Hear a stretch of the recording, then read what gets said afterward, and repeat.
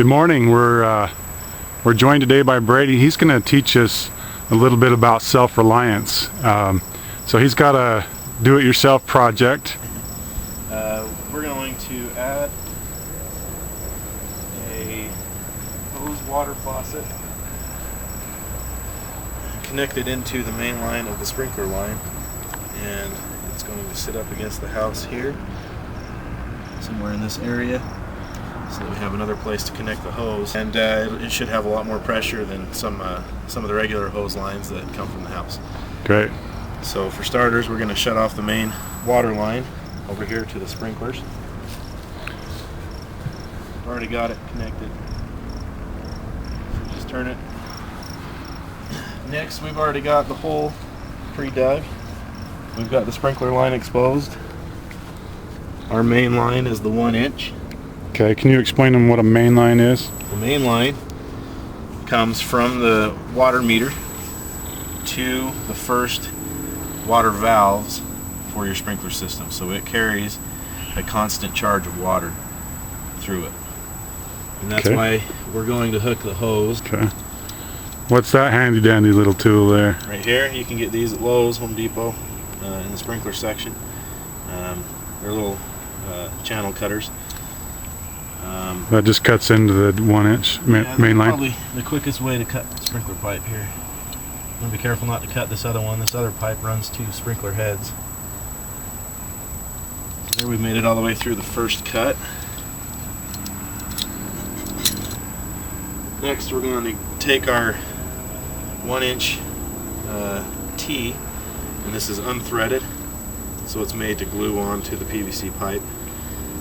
This is the first piece we're going to use in our assembly, and we kind of want to measure how much pipe we're going to need to cut off.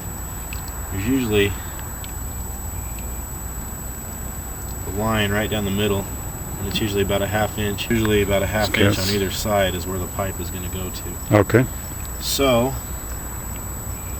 we're going to put that there just to find out how much pipe we need to cut off. So we need to cut off about probably a little more than a half inch so we get a good fit on either side of this T.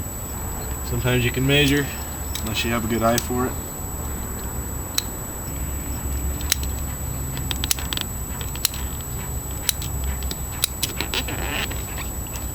But some of this stuff together isn't always 100% accuracy. In fact, sometimes you do have to cut a little more off. It's just a trial and error sometimes. Trial and error type thing. Okay. Next.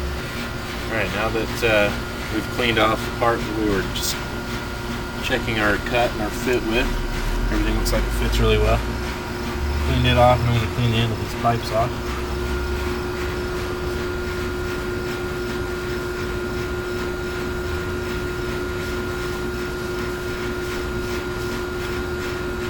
They don't have to be perfectly clean because the glue that we have is the red hot blue glue, which is a primer and glue all in one. Okay, so the first thing we're going to do, apply glue the inside of our T.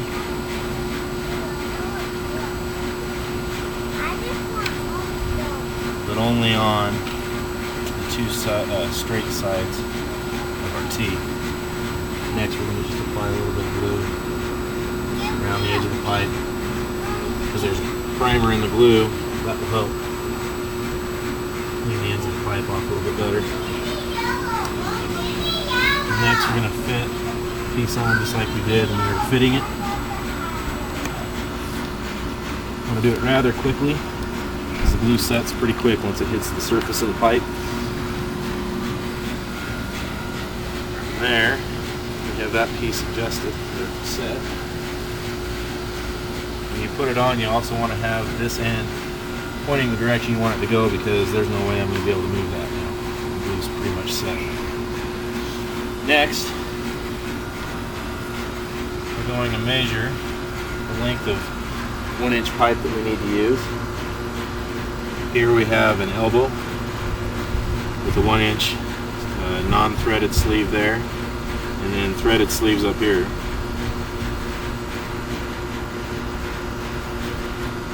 that. We don't really have to check the fit up, but what we're checking is how much length of pipe we're going to cut. So we'll probably get away with a bunch. Again, it's not rocket science. You don't need to be 100% exact.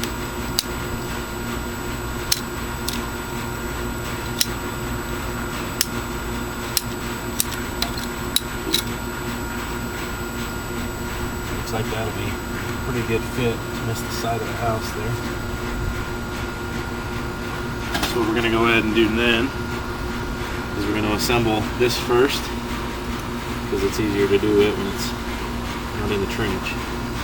So we're going to put a little bit of glue on the outside of the pipe, glue on the inside.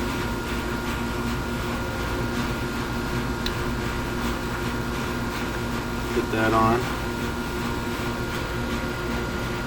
Then we're going to hold the pipe, this piece facing the direction that we want it to go. In this case, that's up.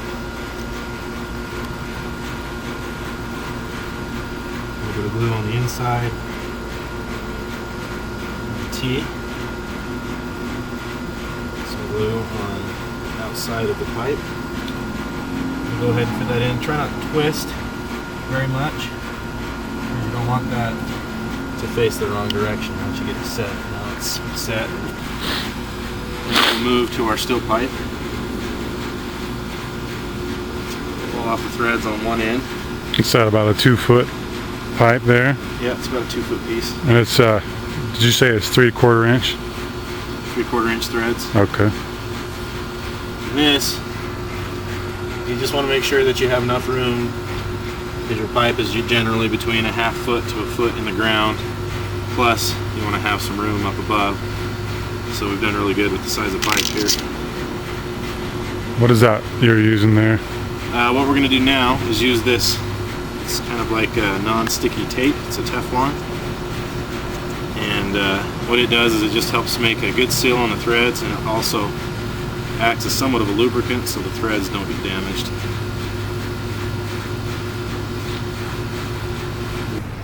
From there,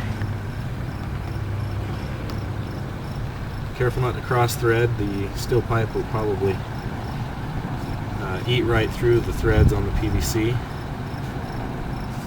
So you just want to be careful not to cross thread that, because we don't have any leaks. From there, we're going to pull this cap off up on top. We have a faucet with the same size as a regular garden hose here. It'll fit right on top there.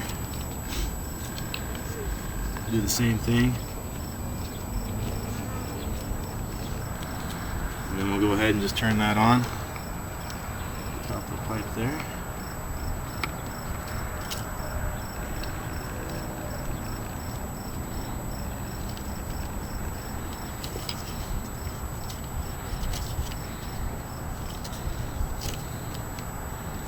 Yeah, I was going to ask what happens if it's generally you can has enough. Oh, okay, you got it right there, facing forward. But one thing we want to do is backfill with enough dirt that this has some support from underneath. Okay, set. Okay, we've gone ahead and put some dirt back in the trench up to the bottom of the pipe, just to give the pipe some support. One thing that we might mention is that connecting a water hose bib into the sprinkler line, some sprinkler systems have a secondary water system from your city, which is non-potable water, and so to make sure the hose is connected, not to let the kids drink the water or yourself. Generally want to do this fairly slow. Don't want a burst of energy running through your pipe.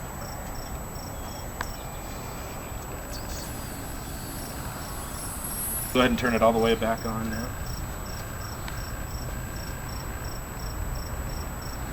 Okay, got the water all the way on. And from there we'll go ahead and just finish backfilling our trench. Okay, we've got our trenches all backfilled. We've fitted our saw back into place. It's ready for the test run. Ooh, that's nice pressure. Now, this is good drinking water here. Again, thanks Brady, and signing off.